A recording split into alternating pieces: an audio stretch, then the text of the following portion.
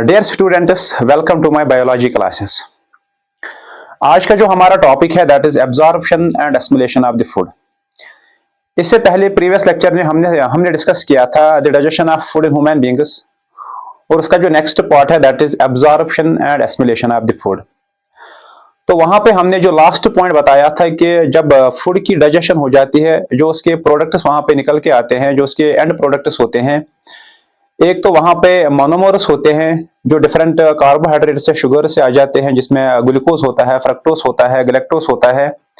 उसके साथ साथ वहां पे प्रोटीन से अमीनो एसिड्स आते हैं, और उसके साथ साथ वहां पे जो फैट होता है उससे फैटी एसिड और ग्लाइसरॉल वहां पे प्रोडक्ट बन जाता है, जो सॉल्युबल फॉर्म होती है, सिंपलेस्ट फॉर्म होती है फूड की। और उसके साथ साथ वहां पे हमारे फूड के साथ कुछ विटामिन और न्यूट्रेंट या कुछ विटामिन और मिनरल्स प्रेजेंट होते हैं, जो हमारे इंटेस्टाइनल ल्यूमेन में वहां पे प्रेजेंट होते हैं after the process of digestion.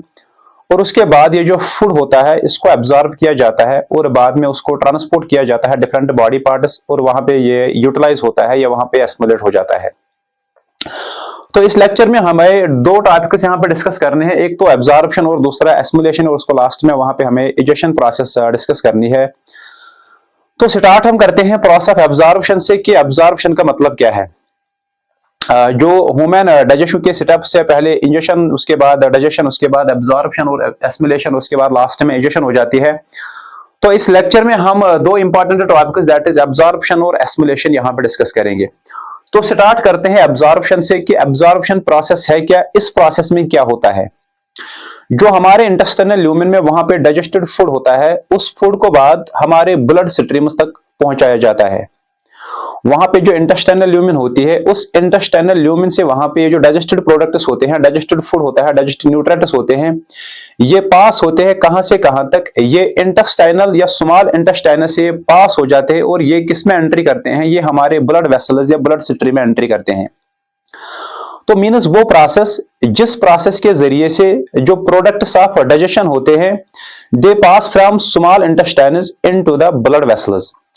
वो स्मॉल इंटेस्टाइन से चले जाते हैं, वो पास होते हैं, वो हमारे ब्लड वेसल्स में पहुंच जाते हैं, वो हमारे ब्लड स्ट्रीम्स में पहुंच जाते हैं।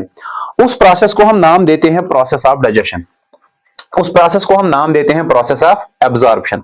तो मीन्स एब्जॉर्प्शन में क्या होता है कि ये वो प्रोसेस है by which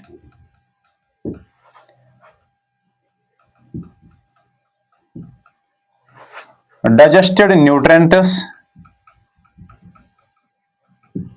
or products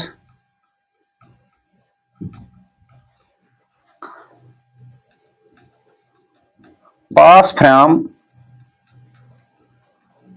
small intestines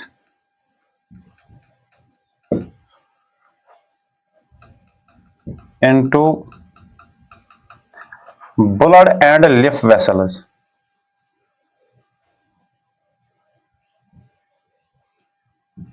तो मीन्स ये जो डाइजेस्टेड प्रोडक्ट्स वहां पे होते हैं, डाइजेस्टेड न्यूट्रिएंट्स वहां पे होते हैं, जिसमें मोनोमर्स प्रेजेंट होते हैं, अमीनो एसिड्स वहां पे फैटी एसिड और ग्लाइसरॉल प्रेजेंट होता है, ये कहां से कहां तक पास होते हैं, ये इंटेस्टाइनल ल्यूमेन से पास हो जाते हैं, और ये हमारे ब्लड स्ट्रीम में और लिम्फ वेसल्स में वहां पे पहुंच जाते हैं। सपोज अगर ये यहाँ पे इंटेस्टाइनल ल्यूमेन है, यहाँ पे जो स्ट्रक्चर है ये विलस का स्ट्रक्चर है, इसमें जो डिफरेंट प्रोडक्ट्स होते हैं ये मोनोमर्स होते हैं, यहाँ पे ग्लूकोज होता है, यहाँ पे फ्रक्टोज होता है, यहाँ पे अमीनो एसिड्स होते हैं, यहाँ पे फैटी एसिड्स होते हैं। तो ये जो डिफरेंट प्रोडक्ट्स होते हैं, जो यहाँ पे डाइजेस्टेड प्रोडक्ट्स होते हैं, ये कहां से कहां तक पास होते हैं, ये इंटेस्टाइनल ल्यूमेन से होकर ये हमारे ब्लड स्ट्रीम के अंदर पहुंच जाते हैं, और इसके बाद जब ये ब्लड स्ट्रीम में पहुंच जाते हैं तो ये ट्रांसपोर्ट हो जाते हैं to the different body parts. तो मीन्स वो प्रोसेस जिस प्रोसेस के जरिए से जो डाइजेस्टेड न्यूट्रिएंट्स होते हैं, जो वहां पे डाइजेस्टेड प्रोडक्ट्स होते हैं, वो पास होते हैं from small intestines into the blood और लिम्फ वेसल्स। वो स्मॉल इंटेस्टाइन्स की जो ल्यूमेन होती है, इस ल्यूमेन से पास होते हैं और ये ब्लड वेसल्स या लिम्फ वेसल्स के अंदर पहुंच जाते हैं। जब ये लिम्फ वेसल्स और ब्लड वेसल्स में पहुंच जाते हैं तो उसके बाद ये डिफरेंट बॉडी पार्ट्स तक ट्रांसपोर्ट हो जाते हैं, और ये जब डिफरेंट बॉडी पार्ट्स तक ट्रांसपोर्ट हो जाते हैं वहां पे यूटिलाइज होते हैं, वहां पे इस डाइजेस्टेड फूड की एसिमिलेशन हो जाती है। अब यहाँ पे जो कंसेप्ट है कि जो डिफरेंट प्रोडक्ट्स होते हैं, अलग अलग प्रोडक्ट्स अलग अलग जगह पे डाइजेस्ट किए जाते, अलग अलग जगह पे वहां पे अब्जॉर्ब किए जाते हैं। मैक्सिमम एब्जॉर्प्शन कहाँ पे हो जाती है, और जो कुछ न्यूट्रेंट्स होते हैं वहां पे वो किस जगह पे एब्जॉर्ब किए जाते हैं, या इसी तरह जो विटामिन होते हैं या जो बाइल साल्ट्स होते हैं वो किस पॉइंट पे एब्जॉर्ब हो जाते हैं, और एब्जॉर्प्शन के लिए वहां पे क्या प्रोसेस ऑफ डिफ्यूजन यूटिलाइज होती है या वहां पे एक्टिव ट्रांसपोर्ट यूटिलाइज होते हैं, वो हमें आगे डिस्कस करना है। तो इसमें पहले हम 3 पॉइंट्स डिस्कस करेंगे। जो मैक्सिमम एब्जॉर्प्शन हो जाती है during the process of absorption, जो मैक्सिमम एब्जॉर्प्शन हो जाती है ये कहां पे हो जाती है, जो मैक्सिमम एब्जॉर्प्शन हो जाती है जुजिनम में हो जाती है। जो स्मॉल इंटेस्टाइनस का जो दूसरा पार्ट होता है दैट इज जुजिनम के बाद जो जुजिनम वाला रीजन होता है, वहां पे मैक्सिमम एब्जॉर्प्शन ऑफ जो डाइजेस्टिव प्रोडक्ट्स होते हैं, डाइजेस्टिव न्यूट्रिएंट्स होते हैं, उनकी मैक्सिमम एब्जॉर्प्शन हो जाती है, और वहां पे कुछ विटामिन भी एब्जॉर्ब हो जाते हैं। इस पार्ट में मैक्सिमम एब्जॉर्ब क्यों हो जाती है, क्योंकि यहाँ पे maximum number of villi present होते हैं, जो वहां पे न्यूमरस विलाई प्रेजेंट होते हैं, जो वहां पे सरफेस एरिया को बहुत ज्यादा इंक्रीज करते हैं for the process of absorption. तो इस पार्ट में वहां पे मैक्सिमम एब्जॉर्प्शन हो जाती है। इसके बाद जो वहां पे दूसरा पॉइंट है कि जो आयरन और कैल्शियम, इसको कहां पे एब्जॉर्ब किया जाता है। जो वहां पे आयरन हमारे फूड के साथ, उसके साथ साथ जो वहां पे कैल्शियम होता है, इसको कहां पे एब्जॉर्ब किया जाता है। ये जो दो मिनरल्स होते हैं ये कहां पे एब्जॉर्ब किए जाते हैं, ये स्मॉल इंटेस्टाइन्स के डुडेनम रीजन में एब्जॉर्ब हो जाते हैं।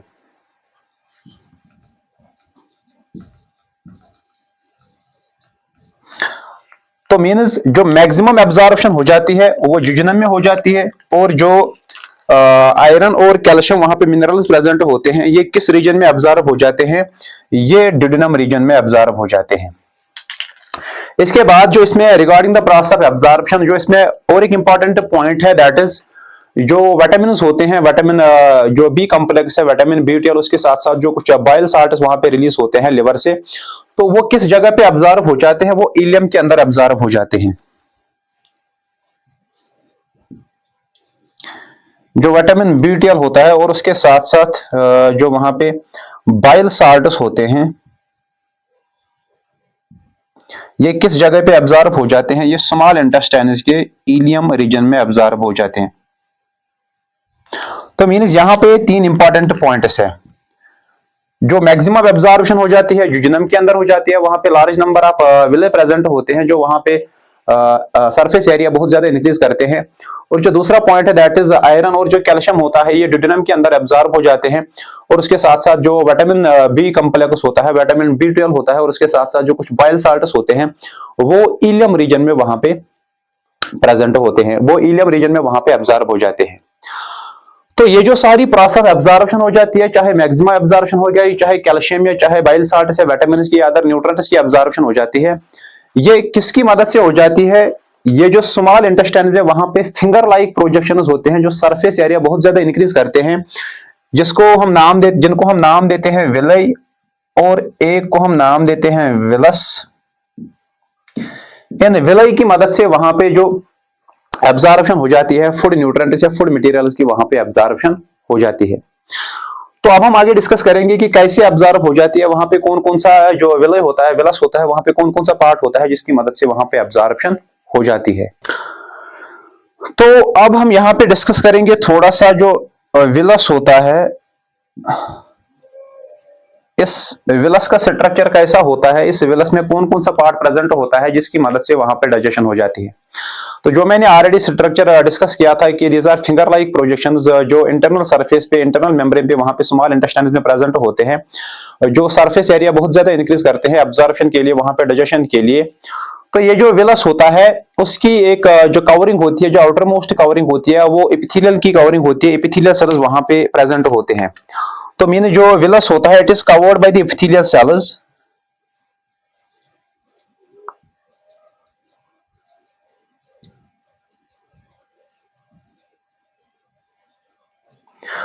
जो वहां पे विलस होता है, जो उसकी आउटर मोस्ट कवरिंग होती है, तो वहां पे एपिथेलियम सेल्स प्रेजेंट होते हैं जो उसकी आउटर मोस्ट सरफेस बनाते हैं। और उसके साथ साथ इस विलस में वहां पे क्या प्रेजेंट होते हैं, वहां पे ब्लड कैपिलरीज और वहां पे लिम्फ कैपिलरीज प्रेजेंट होते हैं उसके अंदर। जो विलस होता है उसके जो आउटर मोस्ट कवरिंग होती है दैट इज एपिथेलियम सेल्स वहां पे होते हैं। और इस एपिथेलियम सेल्स के अंदर वहां पे जो विलस का स्ट्रक्चर होता है वहां पे एक तो ब्लड कैपिलरीज होते हैं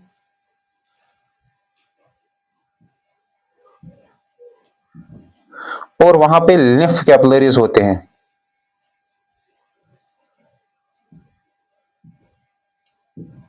और ये जो लिम्फ कैपिलरीज होती है इनको हम नाम देते हैं इलेक्टेल्स, इनको हम और एक नाम देते हैं इलेक्टेल्स।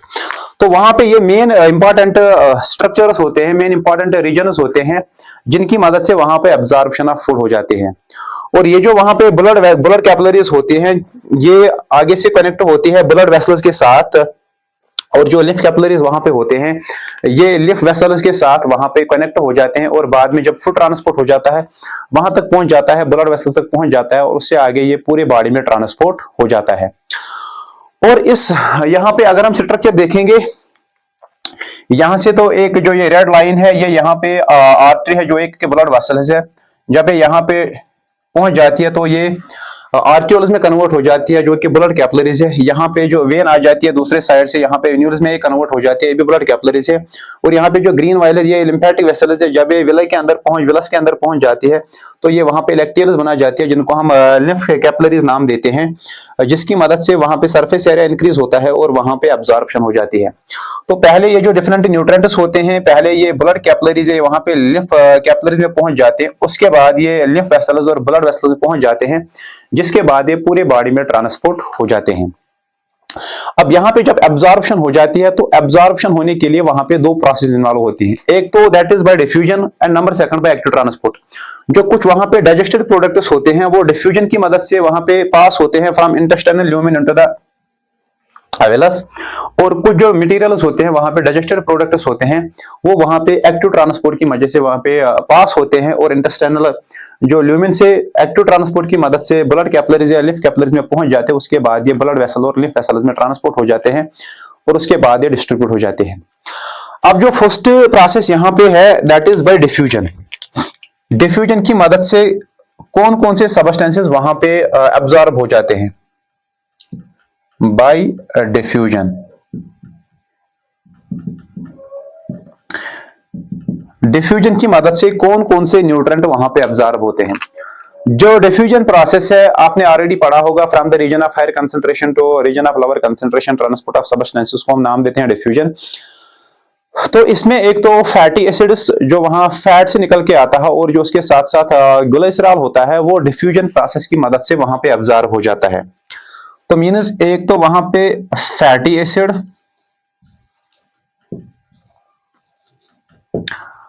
प्लस वहां पे ग्लिसरॉल और उसके साथ साथ वहां पे कुछ फैट सॉल्युबल विटामिन होते हैं that is vitamin A, vitamin D, vitamin E and vitamin K. Fat soluble vitamin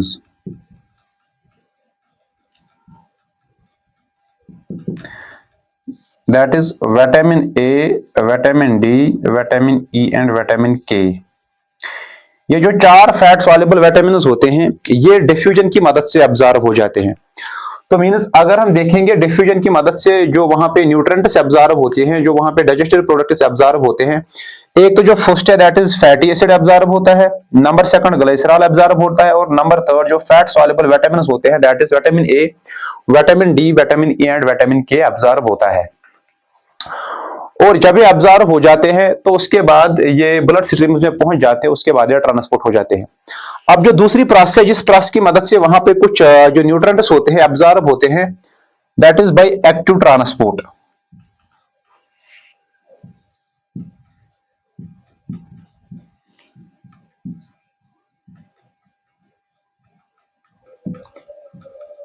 active transport की मदद से कौन से न्यूट्रिएंट्स वहां पे एब्जॉर्ब हो जाते हैं into the villi of the small intestines. जो फर्स्ट पॉइंट वहां पे है कौन सा न्यूट्रिएंट वहां पे ट्रांसपोर्ट होता है दैट इज ग्लूकोज।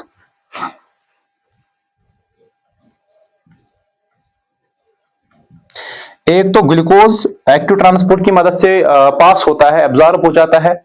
जो नंबर सेकंड है that is amino acids.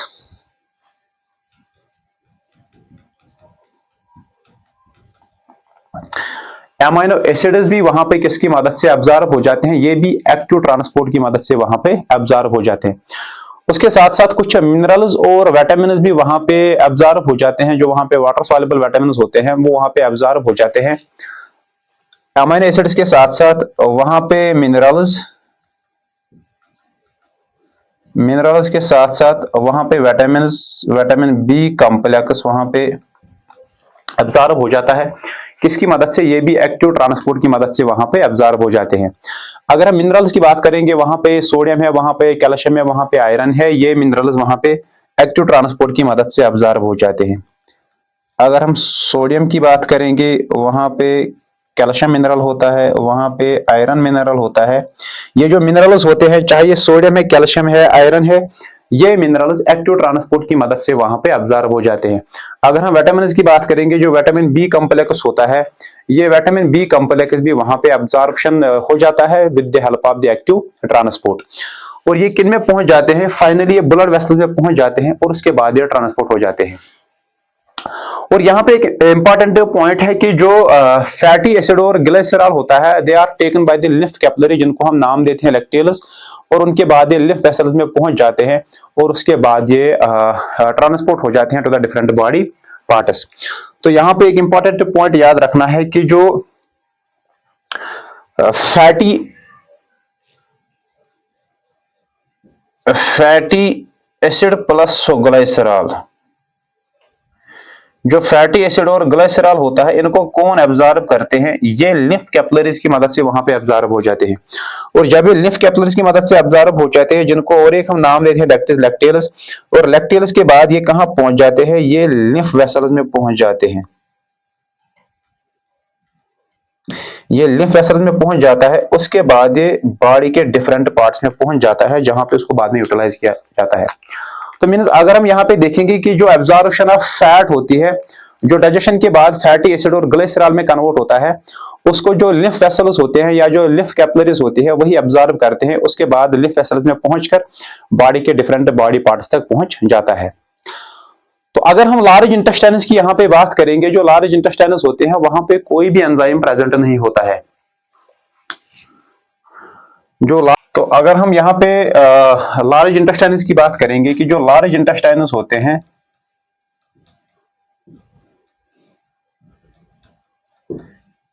No enzyme is present, वहां पे एंजाइम्स प्रेजेंट नहीं होते हैं। तो जब वहां पे एंजाइम्स प्रेजेंट नहीं होंगे तो वहां पे डाइजेशन ऑफ फूड भी नहीं होगी। अब ये जो लार्ज इंटेस्टाइन्स होते हैं, वहां पे एक इंपॉर्टेंट प्रोसेस होती है, that is the absorption of the water. ये किसके लिए रेस्पॉन्सिबल होते हैं, जो लार्ज इंटेस्टाइन्स होते हैं, that is absorption of water.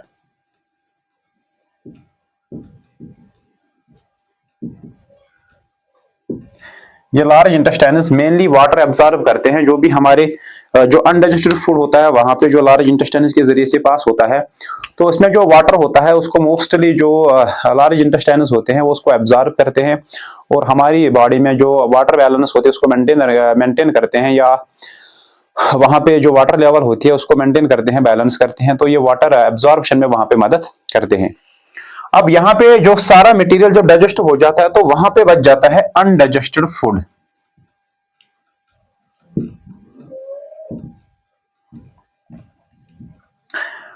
Undigested food जो हमारे फूड के साथ प्रेजेंट होता है, जिसको हमारी बॉडी डाइजेस्ट नहीं कर सकती है, जिसके लिए वहां पे एंजाइम्स प्रेजेंट नहीं होते हैं। जैसे कि आपने पढ़ा होगा, वहां पे रफेज और फाइबर्स प्रेजेंट होते हैं हमारे फूड के साथ, जो हमारे इंटेस्टाइन्स को क्लीन करने में वहां पे मदद करते हैं, या बाउल मूवमेंट को वहां पे रेगुलेट करने में मदद करते हैं। और ये जो अनडाइजेस्टेड पार्ट हमारे फूड का होता है, और जिनको हम नाम देते हैं, जो वेस्ट मटेरियल वहां पे होता है जिसको हम नाम देते हैं फेकल मैटर, वहां पे ये जो अनडाइजेस्टेड फूड पार्ट होता है वहां पे ये हमारे बॉडी के लिए वेस्ट होता है। और ये जो वेस्ट होता है इसको हम नाम देते हैं फेकल मैटर। इसको हम फेकल मैटर नाम देते हैं, जिसको बाद में हमारी बॉडी रिमूव करती है, एक्सपेल करती है। और जो ये वेस्ट मटेरियल होता है, जो फेकल मैटर हमारी बॉडी में होता है, जो रिलीज होता है या एक्सपेल हो जाता है in the form of faces, तो ये कुछ टाइम के लिए वहां पे स्टोर होता है इन द रेक्टम।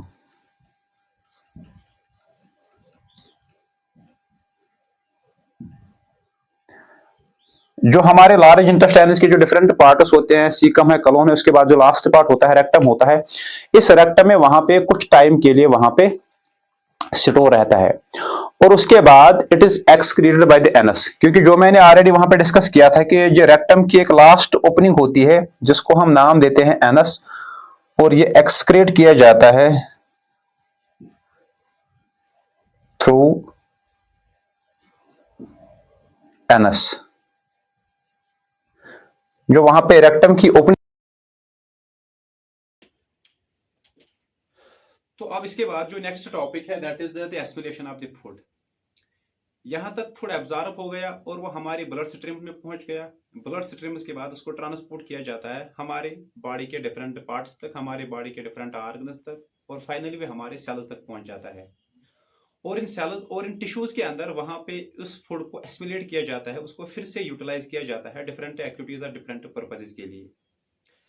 तो पहले हमें समझना है कि एसिमिलेशन ऑफ फूड हम किसको कहते हैं। ये वो प्रोसेस है जिस प्रोसेस के जरिए से जो वहां पे सॉल्युबल एब्जॉर्बड फूड होता है, एब्जॉर्बड न्यूट्रिएंट्स होते हैं जो एब्जॉर्ब किए गए हैं by the process of absorption, उनको फिर से हमारी बॉडी के अंदर, बॉडी टिश्यूज के अंदर या तो डायरेक्टली उनको यूटिलाइज किया जाता है या उनको ट्रांसफॉर्म किया जाता है इनटू कॉम्प्लेक्स सब्सटेंसेस। या इन फूड आइटम्स को डायरेक्टली वहां पे यूटिलाइज किया जाता है हमारी बॉडी के अंदर, या उनको पहले ट्रांसफॉर्म किया जाता है कॉम्प्लेक्स सब्सटेंसेस में और उसके बाद उनको फिर से यूटिलाइज किया जाता है। तो वहां पे जब हम ग्लूकोज एब्जॉर्ब करते हैं तो इस ग्लूकोज को वहां पे directly as a source of energy utilize करते हैं, या इसी ग्लूकोज को वहां पे ग्लाइकोजन में कन्वर्ट करते हैं और बाद में जो फर्दर लेटर स्टेज है वहां पे as a source of energy utilize फिर से होता है। इसी तरह वहां पे जो अमीनो एसिड्स एब्जॉर्ब हुए हैं, इन अमीनो एसिड्स को बाद में कन्वर्ट किया जाता है, उनको ट्रांसफॉर्म किया जाता है प्रोटीन में, और ये प्रोटीन वहां पे एग्जिस्ट करते हैं, या तो एंजाइम्स फॉर्म में आएंगे या वहां पे स्ट्रक्चरल प्रोटीन्स की फॉर्म में वहां पे आएंगे, या अदर पर्पस के लिए वहां पे इस्तेमाल किए जाते हैं। तो मीन्स ये जो प्रोसेस है, जिस प्रोसेस के जरिए से जो absorbed soluble substances, soluble nutrients होते हैं, उनको डायरेक्टली वहां पे यूटिलाइज किया जाता है या उनको ट्रांसफॉर्म किया जाता है कॉम्प्लेक्स सब्सटेंसेस में, जो किसके लिए नेसेसरी होती हैं, जो बॉडी की ग्रोथ के लिए नेसेसरी होते हैं, जो बॉडी की रिपेयर के लिए वहां पे नेसेसरी होते हैं, जो बॉडी की डेवलपमेंट के लिए वहां पे नेसेसरी होते हैं, और जो बॉडी के टिश्यूज और ऑर्गन की मेंटेनेंस के लिए वहां पे नेसेसरी होते हैं। तो इन डिफरेंट प्रोसेसेस के लिए, इन डिफरेंट फंक्शंस के लिए वहां पे इन फूड आइटम्स को फिर से यूटिलाइज किया जाता है, उनको फिर से एसिमिलेट किया जाता है। तो या तो ये फूड आइटम डायरेक्टली वहां पे as a source of energy utilize use होते हैं, जो डिफरेंट एक्टिविटीज या डिफरेंट फंक्शंस को परफॉर्म करने के लिए वहां पे यूटिलाइज किया जाता है। तो उसके बाद अगर हम एग्जाम्पल की बात करेंगे, वहां पे जो फर्स्ट एग्जाम्पल है दैट इज जो हमारी बॉडी फैटी एसिड और ग्लिसरॉल को एब्जॉर्ब करते हैं। इस फैटी एसिड और ग्लिसरॉल को एब्जॉर्ब करने के बाद हमारी बॉडी इसको फिर से फैट में कन्वर्ट करती है। जब इसको फिर से फैट में कन्वर्ट करती है तो ये हमारी बॉडी के अंदर स्टोर हो जाती है, बॉडी टिश्यूज के अंदर, मेनली जो हमारी बॉडी में एडिपोज टिश्यू होते हैं, उन एडिपोज टिश्यूज के अंदर ये फिर से स्टोर होता है। और जब ये एडिपोज टिश्यूज के अंदर वहां पे स्टोर होता है और लेटर स्टेजेस में उसको सोर्स ऑफ एनर्जी यूटिलाइज किया जाता है।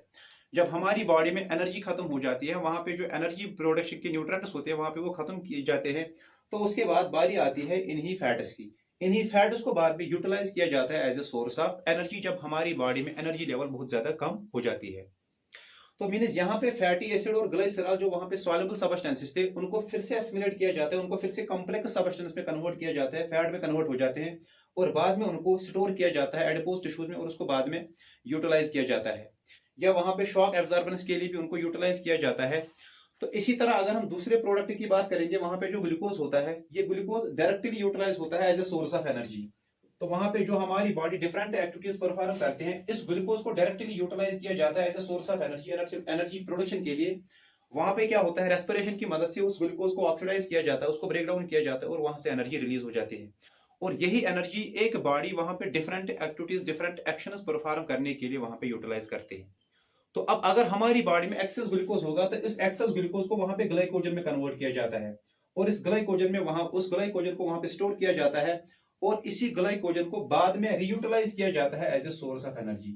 अगर हमारी बॉडी में ग्लूकोज लेवल नॉर्मल है तब डायरेक्टली ग्लूकोज को यूटिलाइज किया जाता है as a source of energy, और जब एक्सेस ग्लूकोज होगा तो एक्सेस ग्लूकोज स्टोर होगा in the form of glycogen. तो वहां पे जब अगर फिर से हमारी बॉडी पे ग्लूकोज लेवल डाउन हो गई, ग्लूकोज लेवल बहुत ज्यादा कम हो गई, तो इसी ग्लाइकोजन को फिर से वापस कन्वर्ट किया जाता है ग्लूकोज में, और इस ग्लूकोज को फिर से रीयूटिलाइज किया जाता है as a source of energy. तो यहाँ पे भी ग्लूकोज कम्प्लेक्स सब्सटेंस में कन्वर्ट हो जाता है, ग्लाइकोजन में कन्वर्ट हो जाता है, फिर इसी को रीयूटिलाइज किया जाता है as a source of energy. तो अगर हम तीसरे कंपोनेंट की बात करेंगे, यहाँ पे जो अमीनो एसिड्स होते हैं, ये अमीनो एसिड्स प्रोटीन्स में कन्वर्ट किए जाते हैं। जब ये प्रोटीन्स में कन्वर्ट किए जाते हैं तो वहां पे एग्जिस्ट करते हैं, वहां पे डिफरेंट फार्म्स आ जाती हैं, या ये प्रोटीन्स वहां पे एग्जिस्ट करेंगे in the form of enzymes. ये एंजाइम्स की शेप में वहां पे बाहर आ जाएंगे, या वहां पे ये प्रोटीन्स हमारे बॉडी के डैमेज्ड पार्ट्स होते हैं उनको रिपेयर करने में वहां पे यूटिलाइज होंगे। या इसी तरह आपने सेल मेम्ब्रेन में वहां पे देखा एक्सट्रिंसिक प्रोटीन्स होते हैं, इंट्रिंसिक प्रोटीन्स होते हैं, कुछ वहां पे चैनल्स एक्ट करते हैं। तो वहां पे ये डिफरेंट स्ट्रक्चर्स बनाने के लिए वहां पे यूटिलाइज किए जाते हैं।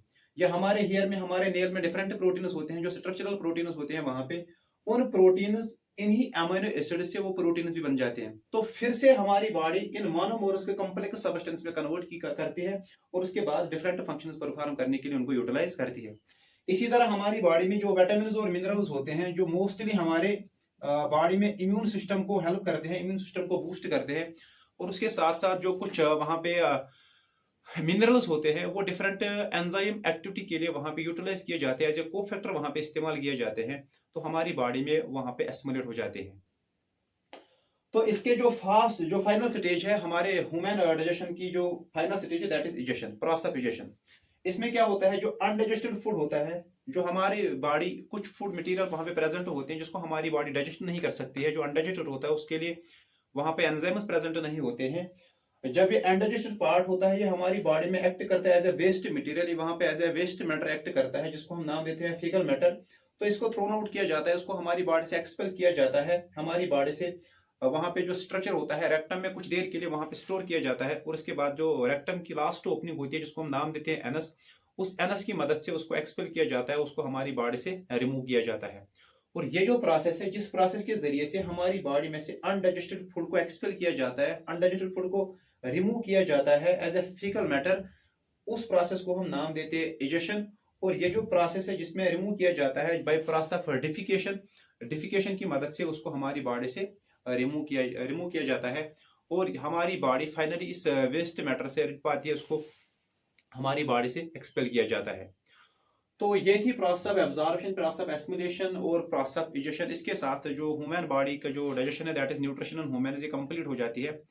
उसके बाद जो इसका नेक्स्ट टॉपिक है दैट इज रेस्पिरेशन, वो हम डिटेल के साथ डिस्कस करेंगे इन द कमिंग लेक्चर्स।